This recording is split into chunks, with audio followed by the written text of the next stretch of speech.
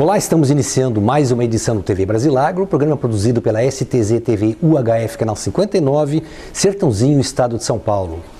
Você pode assistir a íntegra de todos os nossos programas visitando o nosso site brasilagro.com.br.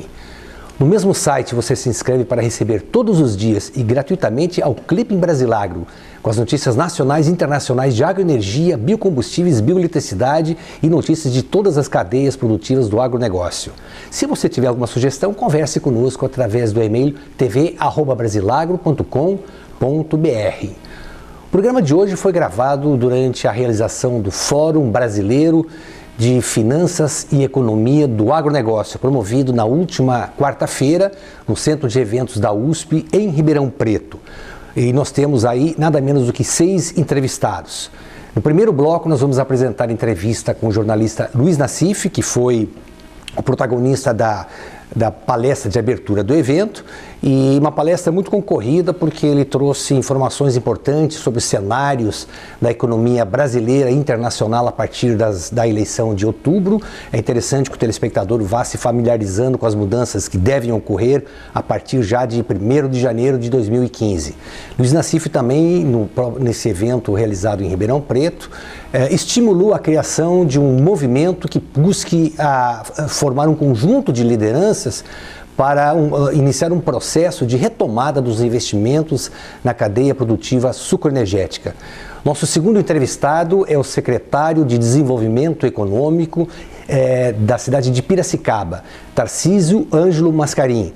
O Dr. Tarcísio Mascarim foi também, durante 58 anos, executivo da Dedini, a principal indústria de bens de capital do setor sucroenergético. Ele faz um comentário sobre a crise e os efeitos da crise junto à indústria de bens de capital e mostra que realmente o quadro é alarmante e alguma coisa precisa ser feita com muita urgência. Nosso terceiro entrevistado também traz revelações importantes, é Flávio Castelar.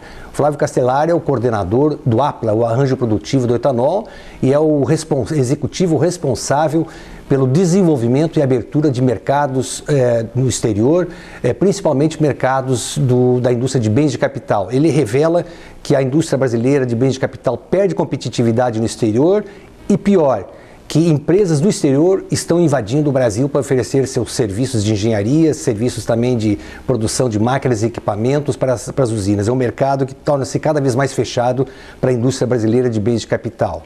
Já nosso quarto entrevistado é Adésio José Marques, que é diretor regional do CIESP, o Centro das Indústrias do Estado de São Paulo, e fala um pouquinho sobre essa crise, mostrando que já desde 2012 ele estava preocupado, então à época como presidente do CEIS-IBR, o Centro Nacional das Indústrias do Setor Sucroenergético e Biocombustíveis, no sentido de criar um elo, uma sinergia entre os 4 elos da cadeia produtiva sucroenergética. Ele revelou nesse mesmo fórum nacional, realizado em Ribeirão Preto, que em 2012 ele já sofreu um boicote muito forte por parte dos usineiros. Essas 4 entrevistas fecham o nosso primeiro bloco. Já no segundo bloco, nossos entrevistados são o advogado Renato Buranello, que fala sobre a disponibilidade de crédito e a credibilidade dos empresários industriais do setor sucroenergético. E na sequência, Moacir Teixeira, da Ecoagro, ele fala sobre um projeto inovador, que é um projeto que faz com que uma usina de etanol, a cana-de-açúcar, possa utilizar também o milho como fonte de matéria-prima. Então nós vamos a um rápido intervalo comercial e iniciamos a nossa entrevista, a primeira que é com o jornalista Luiz Nassif.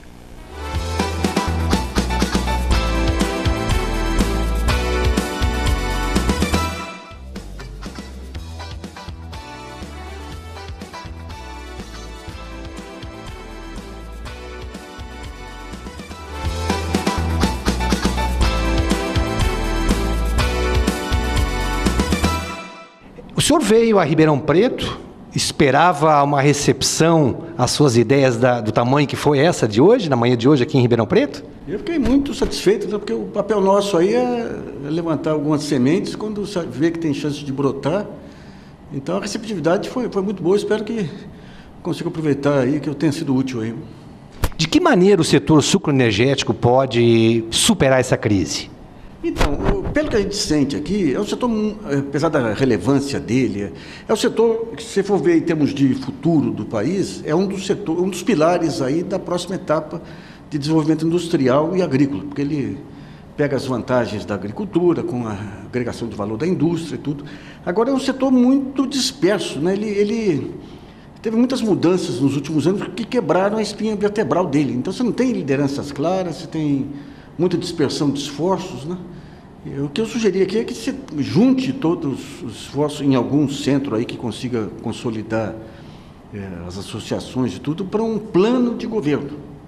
Um plano bem montado, aí trazendo especialistas aí, e um plano que tem uma vertente de comunicação também, para depois sair a público vendendo a ideia da importância de recuperar o setor, né? Em termos de economia brasileira, jornalista Luiz Nassif, o que se pode esperar do próximo governo? Você vai ter um ajuste gradativo. A economia está desarrumada, mas não nesse caos que tem sido apontado. Isso é um terrorismo monumental, né? A presidente cometeu muitos erros aí nos últimos 2 anos, mas não a ponto de jogar a economia no caos como... Então, você vai ter que fazer ajustes na parte de tarifas, na parte de câmbio, a parte fiscal, ela vai ter que dar uma trancada até equilibrar um pouco aí, mas quem entrar, seja ela reeleita, ou seja Aécio ou Campos, vai fazer um ajuste gradativo aí, e o país tem espaço para ajuste gradativo. Nós não estamos na antessala do inferno como se pensa, né? Qual é o futuro do agronegócio a partir de agora que se abre principalmente o mercado de carne para a Rússia? Olha, se você for ver, digamos, os setores que vão puxar a economia daqui para diante, a infraestrutura, a cadeia do petróleo, a partir do pré-sal e o agronegócio. E dentro do agronegócio, o sucroalcooleiro é aquele que é mais representativo por ter uma parte de indústria muito forte, uma parte de tecnologia, tanto agrícola quanto industrial. Então, é um setor que eu coloquei aqui, vocês precisam mostrar para fora que vai ser um setor essencial para a economia. Então, quando você pega outros setores, calçados, é importante, pela geração de emprego, a parte de vestuário, aí é importante, mas digamos, são as indústrias do passado. Esse setor é o do futuro. Então, mas tem que mostrar isso de alguma maneira, né? E daí falta muito essa questão das lideranças e das entidades que congreguem os especialistas para definir um plano de ação, né? Pela sua experiência, 58 anos de indústria de bens de capital, Dedini, a história do setor sucroenergético tem tudo a ver com a Dedini, com o seu trabalho à frente da Dedini. Como é que o senhor viu essa proposta do jornalista Luiz Nassif de se agregar os elos da cadeia produtiva e se iniciar um trabalho, um movimento aí que possa trazer a revitalização e uma retomada de investimentos na cadeia produtiva sucroenergética? Isso sem dúvida nenhuma, o que precisa é essa ativação dessa cadeia. Eu entendo que o que estão fazendo, o governo está fazendo para o setor é um crime. Eu acho que, para mim, é um crime que ele está fazendo para o setor. Todas as crises que teve no setor, de todos os tempos, sempre foi provocadas pelo governo. Quer dizer, uma medida que ele toma, joga o setor no mato. Quer dizer, e essa vez agora, quer dizer, em 2008 teve a crise, estava crescendo o mercado, estava crescendo. Quer dizer, ele chegou a 624 milhões de toneladas, hoje é 650, depois de 7 anos. Então, tem que reativar esse projeto que os especialistas do BNDES fizeram em cima da crise e a necessidade de 134 usinas. Quer dizer, isso seria o novo desenvolvimento do setor sucroenergético, porque isso daria mais ou menos 17 usinas por ano. Até 8, 10 anos teria um mercado aí suficiente para poder se fortalecer o setor no mercado. Não é um contrassenso o governo usar informações, usar o BNDES para fazer um investimento em cima de um estudo, como foi esse estudo de 2011 que o senhor coloca, e simplesmente ignorar esse estudo? Eu acho que é um absurdo. Quer dizer, eu acho que o trabalho que eles fizeram, eles consultaram, foram em fabricantes de equipamentos, foram em fornecedores de cana, foram em usinas, quer dizer, os grandes investidores, quer dizer, listou ali quais são as políticas públicas adequadas para a retomada do setor e chegou à conclusão, pesquisa de mercado para frente, a necessidade do álcool, a necessidade do açúcar até 2020, 2021, e chegou à conclusão que precisa, apesar de todas as dificuldades dos fabricantes, precisa de mais 134 usinas, de 4 milhões de toneladas cada uma. É só implantar esse projeto. Agora, o governo esqueceu, Então, é mais um ponto desfavorável para o setor, que é uma medida que o governo está fazendo. O senhor acredita que em uma possível, e até as pesquisas apontam isso, uma vitória da presidente Dilma na reeleição, o que aconteceria ao setor sucroenergético como cadeia produtiva se for mantida essa política da presidente Dilma? Eu entendo que vai ser dramático. Eu acho que a cabeça dela, que nem o Nassif falou, ela tem que mudar, mas eu acredito que ela não vai mudar. Eu acho que se esse pessoal que está rejeitando a presidente Dilma, que é 30%, 40%, eles vão votar ainda, ou eles não vão votar em branco, eles vão votar ou para o Aécio ou para o Eduardo. Então, a possibilidade de segundo turno, eu não tenho dúvida que vai haver. E depois, no fim, no primeiro turno, aí vai valer mais quem for falar melhor e quais são os planos para o novo governo. A TV Globo veiculou na última terça-feira uma matéria mostrando que a safra termina em setembro em Piracicaba e há iminente demissão já anunciada de 4.000 trabalhadores rurais. Bom, isso daí, normalmente, quando termina a safra, sempre tem uma dispensa, né? Eu acredito que se ela vai antecipar a safra, ele vai antecipar a dispensa que estaria planejada para outubro, novembro, né? Então, isso eu acho que é normal dessa fase aí do setor sucroenergético. Fala-se também que o setor, no Centro-Sul, a safra termina em outubro. O senhor lembra de alguma outra época anterior aí que nós tivemos um intervalo tão grande de uma entre-safra que já se prenuncia de pelo menos em 6 meses? Não, aí normalmente é outubro, né? A safra termina em outubro. Se ele vai parar em setembro, é mais um mês a mais, né? Então, eu acredito que isso daí se retoma, porque eu acredito que vai chover. Eu acredito que se eles não fizerem a safra logo aí, vai pegar chuva e não vai ter a safra, né? Então, eu acredito que essa antecipação é prevendo que pode ter chuva e não vai terminar a safra, né? Então, eu acredito que é uma medida até de prevenção ali do setor. Para concluir, como é que está o ânimo hoje dos empresários da indústria metal-mecânica de Piracicaba? Você sabe que o pessoal de máquinas e equipamentos, quer dizer, não está faturando nem 1/3 do que faturou em 2008. Entende? Quando eu saí da Dedini lá, ela faturou 1,5 bilhão e hoje não está faturando 500 milhões. Quer dizer, isso, Dedini, agora, isso aí você põe isso em todas as empresas, né, que está voltado para o setor sucroenergético. Flávio Castelar, qual é a expectativa que você tem para essa próxima FenaSucro? Olha, a FenaSucro para nós está fantástica. Nós temos já mais de 20 convidados internacionais confirmados, né? 50 empresas brasileiras participando da rodada e espontaneamente já temos delegações da Filipinas, Sudão e outros países vindo. Então a expectativa nossa é muito grande. A gente sabe que o setor passa por certas dificuldades, mas a internacionalização das nossas empresas é parte da solução. Então a gente está bem animado com o nosso trabalho e a expectativa são de grandes negócios, já que algumas das empresas e dos convidados estão vindo com projetos grandes para serem comprados e o Brasil é um dos fornecedores desses equipamentos. Você acredita que esse é o momento do Brasil dar um salto maior ainda, em que pese todo o seu esforço, o seu trabalho para abrir mercados novos para a indústria de bens de capital focadas no setor sucroenergético? Olha, eu acredito nisso, tanto que a gente vem trabalhando nesse assunto desde 2007, quando o Apla começou, e a gente enxerga uma coisa que o mundo vê na gente. Nós somos tecnologia de ponta, nós somos respeitados, nós somos conhecidos.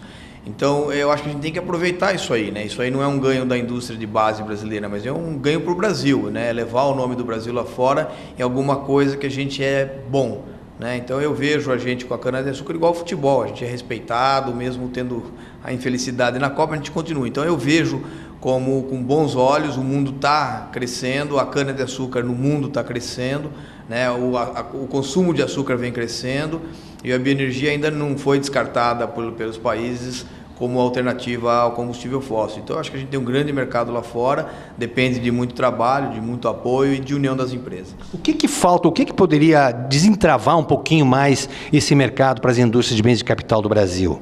Olha, lá fora é começar a vender serviço. Eu acho que vender serviço lá fora, as empresas nossas de engenharia se internacionalizarem, é importante, né? Porque o engenheiro começa todo o projeto. Então, eu acho que é muito importante a nossa empresa enxergar, né? As empresas de engenharia, o pessoal de serviço, enxergar isso aí. Segundo, é que a gente precisa de um apoio maior do governo na questão de financiamento. Acho que o BNDES tem que ser um pouco mais agressivo. A gente tem uma boa parceria com o BNDES, está indo muito bem, mas a gente precisa que o governo tenha algumas linhas de crédito para essa questão de energia renovável. Veja o BRICS, né? O BRICS hoje são 5 países. Desses 5, 4 são produtores de cana, 3 são os maiores produtores de cana do Brasil e a cana-de-açúcar e a bioenergia de cana-de-açúcar não está na pauta dos BRICS, tem que ser incluída. Quem concorre com o Brasil hoje na questão dos serviços e também na questão da produção das usinas chave na mão?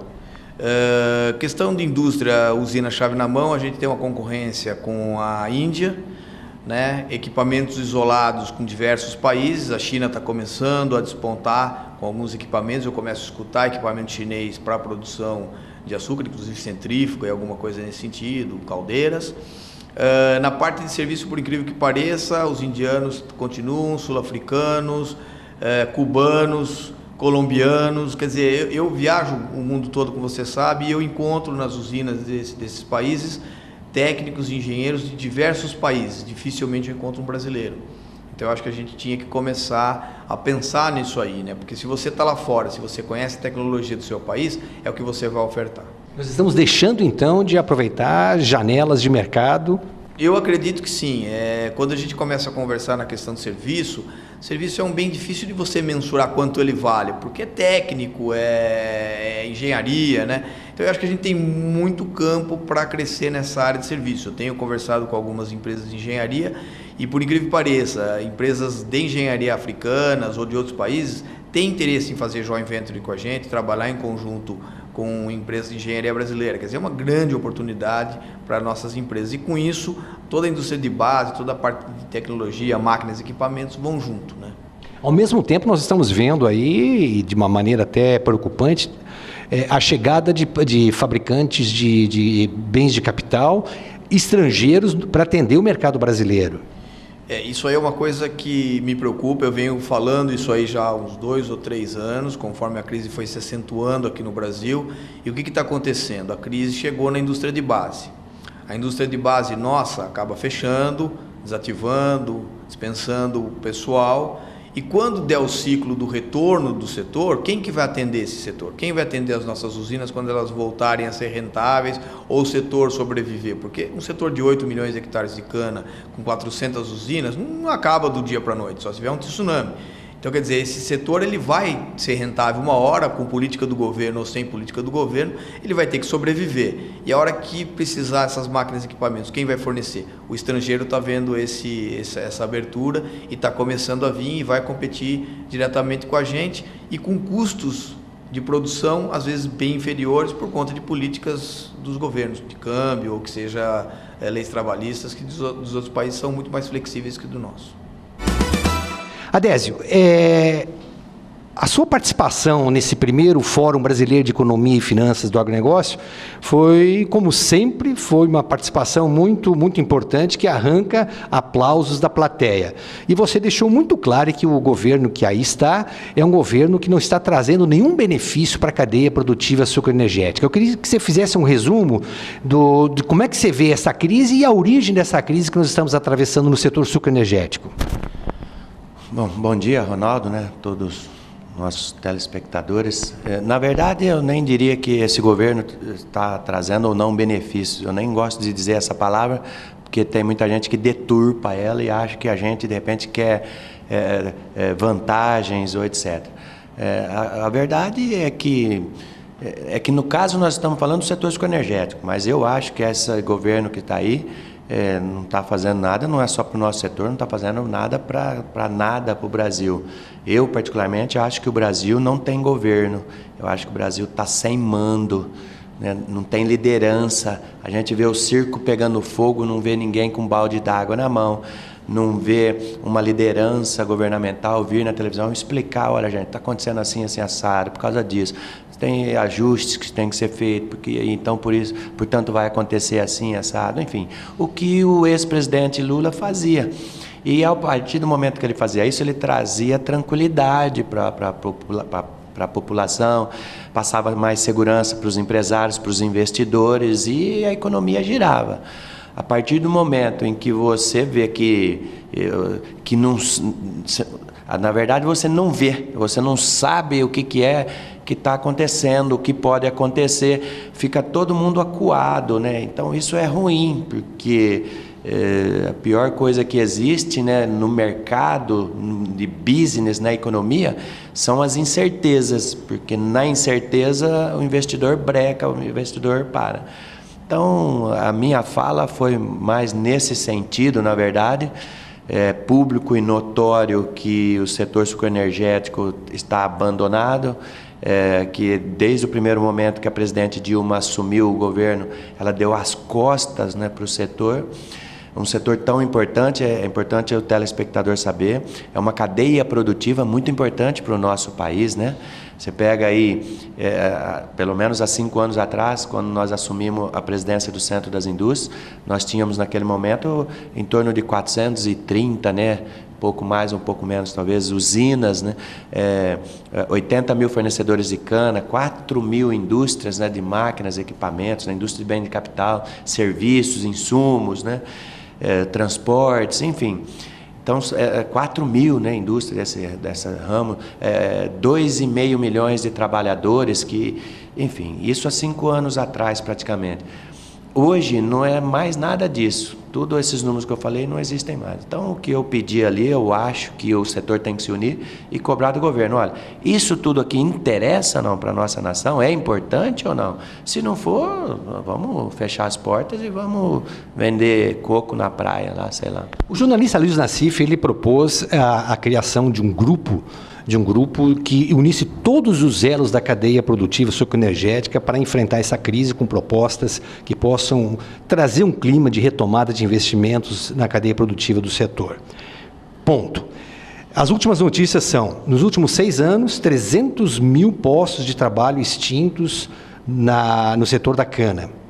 Nós temos 14% é a quebra da safra 2014-2015 até o momento. Uma safra que termina em outubro. Não se tem notícia de em anos anteriores nós termos aí uma safra encerrando em outubro para retomar em abril do ano que vem. Como é que você ouve essas notícias, você que em 2011 foi o primeiro, como presidente do 6IBR, a buscar uma aliança estratégica com os trabalhadores, com vários sindicatos de trabalhadores, com o Poder Público Municipal de Sertãozinho, à época através do secretário Marcelo Pellegrini, e como é que você vê isso, essas notícias, passado esse tempo, e absolutamente nada foi feito? Eu vejo com muita tristeza, né, para começar, é lamentável, né, que a gente estava prevendo, né, que isso poderia acontecer, portanto, vamos unir a cadeia, né, vamos traçar aqui as metas, né, e ver quais são as alternativas para a efetiva retomada dos investimentos no setor. Né? Você lembra que você acompanhou isso muito de perto. E, enfim, primeiro nós temos que fazer um meia-culpa de que a gente não conseguiu unir a cadeia produtiva, porque são 4 elos, né, muito importantes que eu já citei, e se um ou outro desses elos ficarem fora, enfraquece. Então, como eu disse ali, se você juntar a força das usinas, dos 80 mil fornecedores de cana, das 4 mil indústrias, dos 2,5 milhões de trabalhadores, o trabalhador tem que estar junto nessa discussão. Ele não pode ficar fora porque ele é a parte mais interessada, eu acho, porque ele acaba sofrendo as piores consequências. Então, a gente viu que nós conseguimos trazer os trabalhadores, ficou a indústria e os trabalhadores. Infelizmente, não conseguimos fornecedores de cana e as usinas, que são as usinas principalmente, que é a força propulsora dessa cadeia produtiva. Ficou fora. E aí as coisas não andaram e hoje nós estamos colhendo o que nós não plantamos, não vou nem dizer o que nós plantamos, não estamos colhendo porque não plantamos nada. Você, pela sua experiência, até porque você era presidente do 6IBR em 99, quando foi criado aquele movimento Grito pelo Emprego e pela Produção, você acha que o recrudescimento da crise pode levar, nesse momento, a se pensar novamente num movimento que possa integrar esses elos da cadeia produtiva? Eu acho que sim. Eu sou a favor, porque tem um ditado que diz, né? Toda ação tem uma reação. O governo não está fazendo nada e nós do setor não estamos agindo.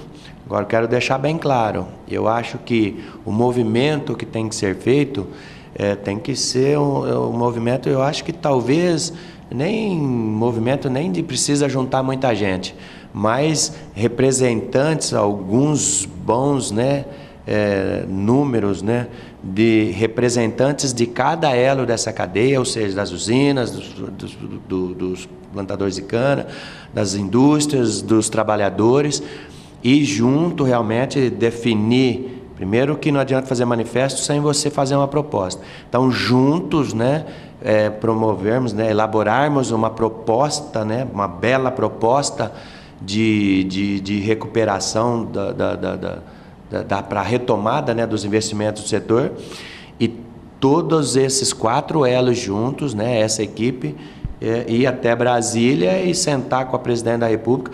Aí eu acho que para dar a repercussão, porque ela pode até mais um momento dar as costas, mas isso eu acho que tem que dar publicidade para isso, tem que dar conhecimento público de que existe a união da cadeia produtiva, existe uma proposta e precisa existir alguém nesse país aqui para ouvi-la e dizer se acha que é boa ou não. Agora, nós não podemos ficar só conversando entre nós, né? Você concorda, para finalizar, que tanto o candidato Eduardo Campos, do PSB, quanto Aécio Neves, do PSDB, que já se manifestaram a favor de medidas urgentes a favor do etanol, e caso haja, na hipótese da reeleição, a provável reeleição da presidente Dilma, que ela deve mudar o seu olhar para o setor sucroenergético? Olha, não sei, eu não posso dizer que as pessoas não possam mudar, né? Mas eu acho que se ela mudar, o que é importante, precisa mudar, ela vai estar assinando um atestado de burrice, porque ela vai estar demonstrando que ela enxergou alguma coisa 4 anos depois de estar ouvindo o que é que ela precisaria fazer. Não que não deva fazer, mas aí vai ser bom para a população brasileira ver que nós ficamos 4 anos com uma pessoa que não tinha a menor condição, não tem a menor condição técnica, não tem liderança, não tem humildade acima de tudo, eu acho, para ouvir determinados setores importantes da nossa economia e dar a solução que ele realmente precisa e, acima de tudo, que a nossa comunidade, a nossa população merece. Um dos últimos atos públicos do presidente Lula foi visitar a FenaSucro, atendendo um convite seu, e você o agraciou com o título de embaixador dos biocombustíveis. A quem é que você daria esse título hoje? Para ninguém. Hoje, sinceramente, para ninguém. Hoje, ninguém merece esse título. Nós promovemos, né, esse título, né, para o presidente Lula. Eu acho que foi merecido. Certamente o presidente Lula teve os problemas que ele teve, o partido dele, mas foi um presidente, como eu falei que essa não tem, ele teve humildade, ele tem humildade. Então é uma pessoa que ele ouve, né? Ele conversa, ele vem a público, ele explica, e isso passa segurança. Então, eu acho que o último que mereceu foi ele e recebeu, né? Fizemos justiça naquele momento. Daí para frente precisa aparecer outro para poder receber esse título nosso. Muito obrigado. Eu que agradeço.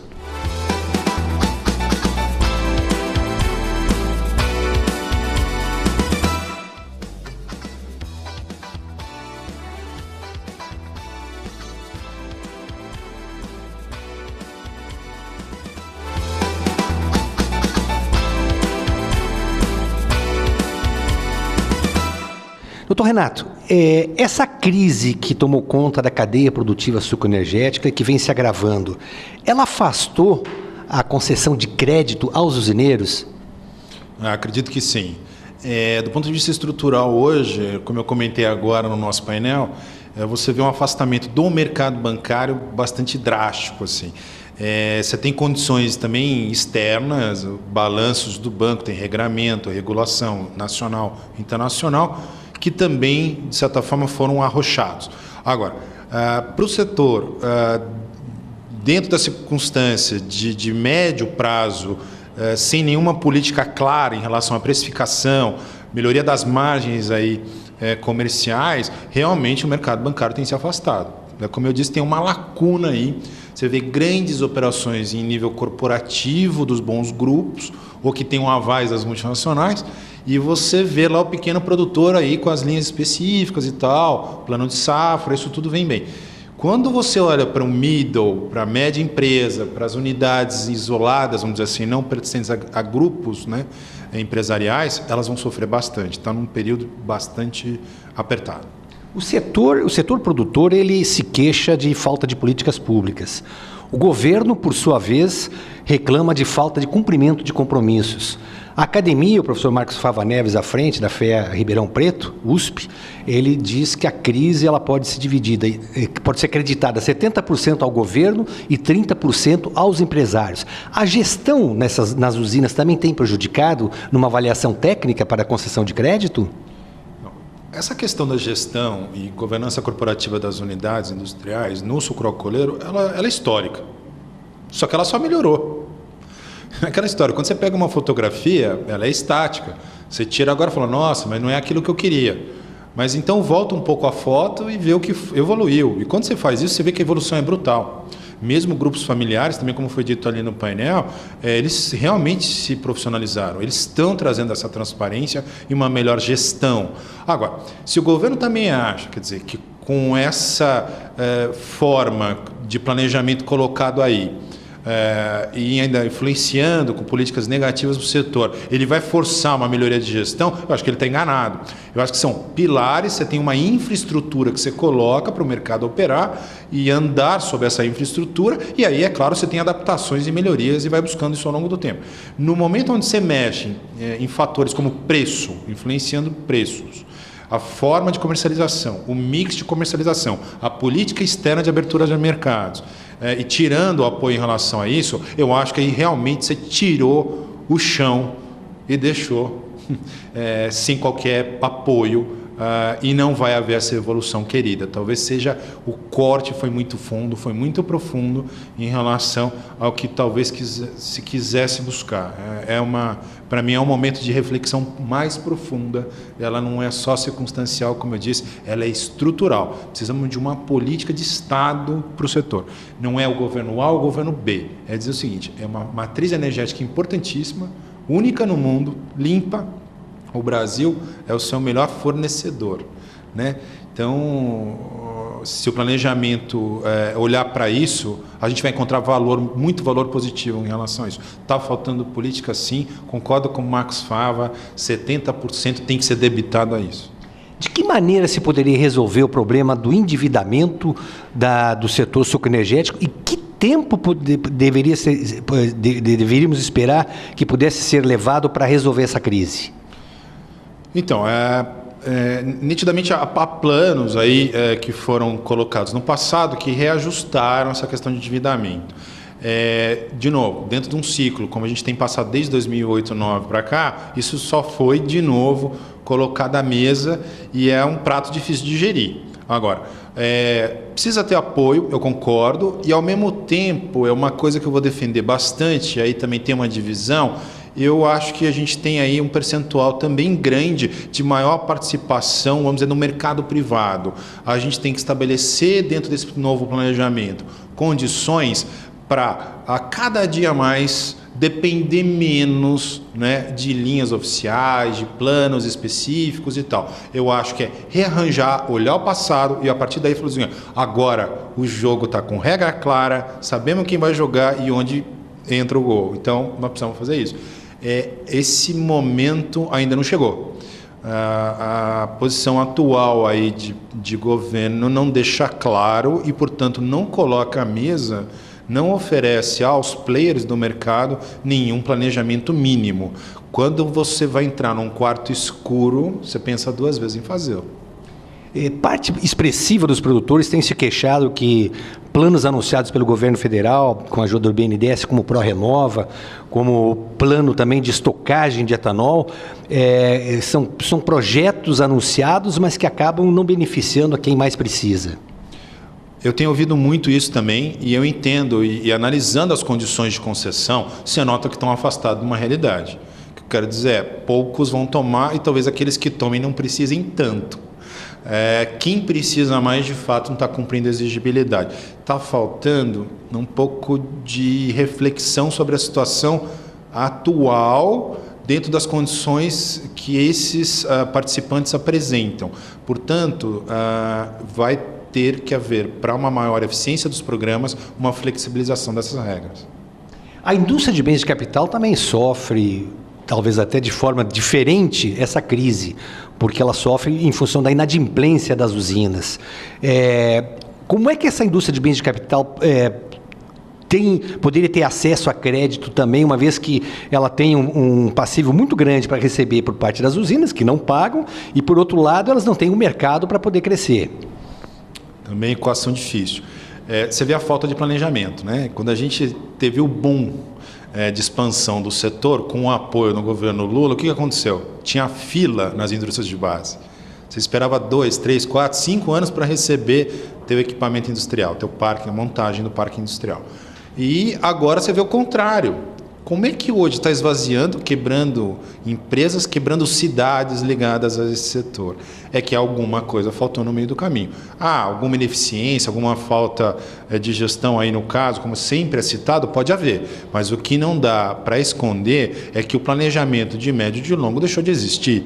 Então, assim, hoje, apoio para isso, sem uma visão clara do que nós vamos enfrentar daqui para frente nos próximos anos, décadas, e qual verdadeiramente é a fonte ou matriz escolhida pelo Brasil, que deixou aí no último governo uma grande interrogação pelo que foi feito, a gente não vai ter, na minha visão, nenhuma melhoria nesse setor. Ainda a questão da indústria de bens de capital, nós acabamos de entrevistar, num bloco anterior ao seu, Flávio Castelar, que é o gerente, o operador do APLA, que é o arranjo produtivo do etanol, e que cuida das vendas e das negociações da indústria de bens de capital no mercado internacional. O Brasil já liderou esse mercado, nós já fomos grandes exportadores de usinas. E nesse momento, ele nos relatou isso, o Brasil está numa situação de dificuldade, porque nós não temos financiamento por parte do BNDES, linhas especiais para financiar esses projetos no exterior, e pior, as indústrias que concorrem conosco no mercado internacional já se voltam e começam a atuar aqui no Brasil. Você vê como é cruel, né? Éramos líderes, exportamos tecnologia, levamos tecnologia para fora e agora eles são nossos concorrentes. E a nossa base aqui ficou para trás. Realmente, de novo, é estrutural, esse problema é estrutural. Temos que ter agora uma nova política clara para qual direção a gente vai seguir. Senão, sinceramente, eu não vejo como produzirem usinas se nós estamos moendo usinas. Essa equação não fecha. A situação, doutor Renato Buranello, do produtor de cana, o fornecedor de cana, são 80 mil no Brasil, fornecem algo como de 25% a 30% da cana moída nas indústrias. Esse produtor também vive um momento de muita dificuldade, tem nas últimas safras entregue cana com prejuízo e pior, não tem recebido. Essa também é uma ponta difícil, mas assim, eu queria aproveitar e passar um outro lado dessa estrutura. Eu acho que a gente tem que tentar sempre usar a criatividade, aí, bom senso e tentar transmitir, no meu caso aqui, segurança jurídica dessas relações negociais. Eu acho que no ciclo de produção e relacionar o produtor pode estar uma saída. Eu acho que esse é o ponto, assim. Esse elo, ele tem que passar a ser um parceiro verdadeiramente, não no termo contratual, mas no termo de negócio. Quer dizer, eu vou começar a acreditar mais, investir mais, por outro lado, obter de fato os recursos para esse crescimento, mas me relacionar à indústria. Quer dizer, somos parte do mesma tablado do mesmo jogo. O produtor bem, feliz, financiado e bem estruturado, com o mínimo de planejamento daquela unidade industrial a qual ele aloca, e com essa parceria, ele vai mais longe, ele vai fazer replantio, ele vai fazer aumento de área, vai cobrir capacidades ociosas hoje que a gente precisa, e numa equação aí, talvez de médio prazo, o mercado vai começar a demandar de novo, dentro de uma melhoria geral de preços. Então, assim, eu olho hoje o ciclo de produção, ainda que ele esteja machucado por a questão de inadimplemento, atrasos de recebimentos, ele tem que olhar um pouquinho mais longe. Ele tem que olhar o seguinte: o setor está como um todo assim, machucado. A unidade foi a mais machucada. Então, talvez agora seja o momento não de deixar, mas de se colocar positivamente para avançar e sair desse ciclo. Eu usei muito o termo, mas a gente tem aí um caminho, me parece que nem tudo está perdido, não. Eu acho que vai haver aí um momento de bom senso nisso, readequação de novo das políticas públicas para o setor, e é nesse momento a gente vai conseguir talvez encontrar os cenários positivos lá de trás. Agora, essa ponte é difícil.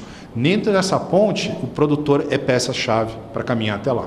Para finalizar, já temos quase 60 usinas em processo de recuperação judicial, muitas delas já pararam suas atividades.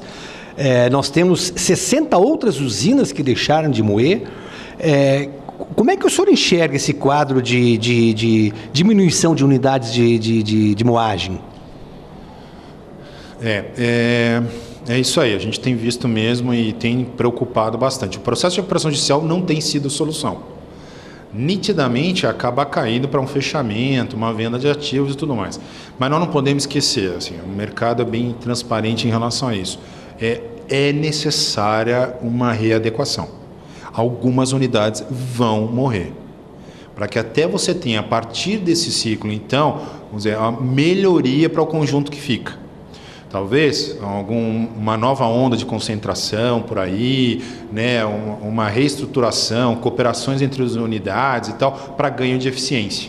Então, assim, isso realmente vai acontecer. O que não dá para deixar é aquilo que é bom, saudável, né, ou estratégico, deixar ser contaminado por políticas ineficientes. Agora, dentro de um contexto de eficiência, me parece, entre todas as variáveis, que essa é uma também bastante nítida. Vai haver, sim, um ciclo de reorganização empresarial dentro do setor sucroalcooleiro, com novas concentrações e cooperações empresariais. Não vejo isso como ruim. Vai machucar, mas é necessário para a sobrevivência estratégica do setor. Monsenhor Teixeira, obrigado de voltar ao nosso programa. No momento em que o setor sucroenergético procura soluções e tem que ser criativo para poder fugir do trivial, você apresentou no primeiro Fórum Brasileiro de Economia e Finanças no Agronegócio aqui em Ribeirão Preto uma solução viável para a produção de etanol de milho, juntamente com uma usina que produz etanol de cana, ou seja, uma usina flex. Exatamente. Boa tarde, obrigado pelo convite e poder estar com você. E aquilo que a gente falou, é o mercado de capitais buscando alternativas para que o setor consiga sobreviver a todos os problemas que tem. Essa foi uma operação interessante, são 2 anos de construção, uma usina que produz álcool de cana, etanol de cana. Ela enxergou a possibilidade de mudar um pouco o padrão e agregar o etanol de milho. De que forma? Você sabe que a gente tem a safrinha, que já não chamamos mais nem de safrinha, né? Milho. Esse milho foi adquirido agora em julho e agosto, onde tem o excedente, a produção acontece, a demanda tem e os preços tendem a cair por um problema brasileiro de logística. A gente tem o problema da infraestrutura. Então essa operação ela é muito possível nos estados do Centro-Oeste, Mato Grosso do Sul e Goiás. Então a usina, ela compra o milho, ela estoca o milho agora em julho e agosto, e esse milho começa a ser processado num período muito interessante para o setor, que é o famoso período chamado de entre-safra, né? Então vai processar no primeiro ciclo de janeiro a abril. Como que funciona isso? Com isso eu tenho algumas vantagens. A usina ela tem entre-safra, ela tem recursos durante o ano todo de trabalho. A mão de obra que se dispensa no final do ano, que é um custo, uma dificuldade, também perde a ociosidade. Quando eu faço combustível, etanol de milho, mas estou trabalhando com o quê? Com o excesso do vapor gerado da produção da cana, eu estou transformando em combustível limpo. E, além do combustível, o produto, o resíduo do álcool na extração, ele se transforma em proteína animal. Então, para aves, suínos e bovinos, uma proteína com alto valor proteico. Essa operação, resumindo ela em etapas para você, eu estou fazendo uma operação de aproximadamente 12 milhões. Essa operação eu vou gerar de receita bruta para essa unidade industrial em torno de 25 milhões de reais.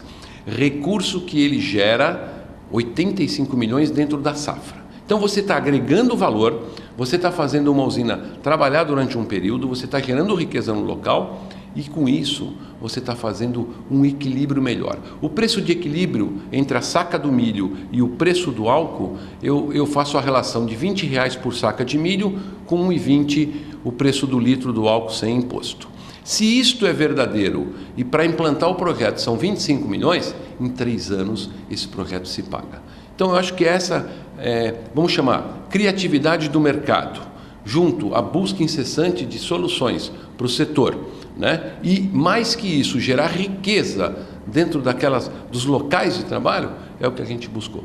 E essa foi a nossa proposta, foi o que nós apresentamos aqui hoje, e eu espero, e já fui demandado por outras grandes usinas do segmento e da região, para que a gente possa estudar outros projetos dessa forma. Pois é, embora você tenha mencionado que esse projeto se aplica rapidamente e imediatamente, na verdade, para usinas do Centro-Oeste, nós temos o caso aqui das usinas da região de Sertãozinho, Ribeirão Preto, que trabalham com produção de grãos na área de renovação de cana. Ou seja, 1/4 ou 1/5 de toda a área de canavieira aqui da nossa região, do estado de São Paulo, ela produz grãos. No caso, nós poderíamos estar produzindo milho também se tivéssemos usinas adequadas para a produção de etanol de milho também. Eu conheço pouco da produção. Eu sou um economista e já falei para você, minha paixão é na estruturação. Eu pensei exatamente como você falou. A resposta que eu obtive é uma resposta que eu vou ter que analisar com o maior carinho, mas foi a seguinte: Moacir, quando a gente faz a troca do canavial, a gente utiliza a soja em função do que ela produz para a terra para você processar, diferente do milho. Então, eu não saberia te responder, foi a primeira coisa que perguntei. Como renovo 20% do canavial de grande área, por que não introduzir isso também nesse processo? Mas me parece que, num primeiro momento, não seria viável. Mas eu vou estudar e uma próxima oportunidade eu tento te responder. Porque não é só a soja, não é o amendoim também. O amendoim também, a região é muito produtora de amendoim, né? Eu não tenho agora a resposta, mas eu entendo que a gente vai poder buscar isso e fica uma pergunta interessante para a gente responder para os seus ouvintes. Você também no mesmo evento aqui em Ribeirão Preto, você mencionou a questão a proposta que você já tinha feito na entrevista que você me concedeu no estúdio da STZ em Sertãozinho, da criação de um fundo para a indústria de bens de capital. Eu queria que você repetisse esse convite aí, que parece a indústria de bens de capital que se ressente de crédito também em função da inadimplência das usinas. De repente é uma solução também, uma solução nova que pode resolver e ajudar no grau de dificuldades dessas empresas. Verdade, esse é o grande desafio que a gente vem enfrentando e o fórum hoje foi uma oportunidade para a gente abordar esse assunto. Eu continuo falando, a indústria de bens de capital, ela não por si só, a gente tem um problema que eu entendo que o mais importante é uma política de Estado. Eu mostrei nos números a importância do agronegócio no Brasil. Ela é total. Você sabe que sem o agronegócio, a minha balança teria um déficit de aproximadamente 78 bilhões de dólares. O Brasil não seria nada. Hoje, o grande sustentáculo dessa economia é o agronegócio. Então, eu tenho uma indústria de base, Sertãozinho, Piracicaba, Jaú, interior de São Paulo, que se desenvolveu fortemente no desenvolvimento das usinas, da indústria das usinas. Ora, o que eu propus? E esse desafio continua. Criarmos um fundo, tá, com governança, com gestão, para que possamos viabilizar recursos para principalmente micro, pequenas e médias empresas, para que possam produzir sem ter que descontar o recebível de forma antecipada com taxa de juros assustadoramente alta. O Brasil continua sendo a maior transferência de renda do setor produtivo para o setor financeiro. Então, quando eu crio esse mecanismo de um veículo onde o industrial, o empresário micro vai produzir, ele vai descontar um recebível performado e ele não vai ter que correr atrás do dinheiro, eu acho que a gente começa a dar um pontapé inicial. Agora, para isso, esse empresário vai ter que se enquadrar em normas, porque é assim que funciona o mercado, normas essa que ele cumprindo, ele vai começar a ter sobrevida, ele vai começar a planejar a indústria e não se preocupar em descontar o papagaio. Esse é o grande problema.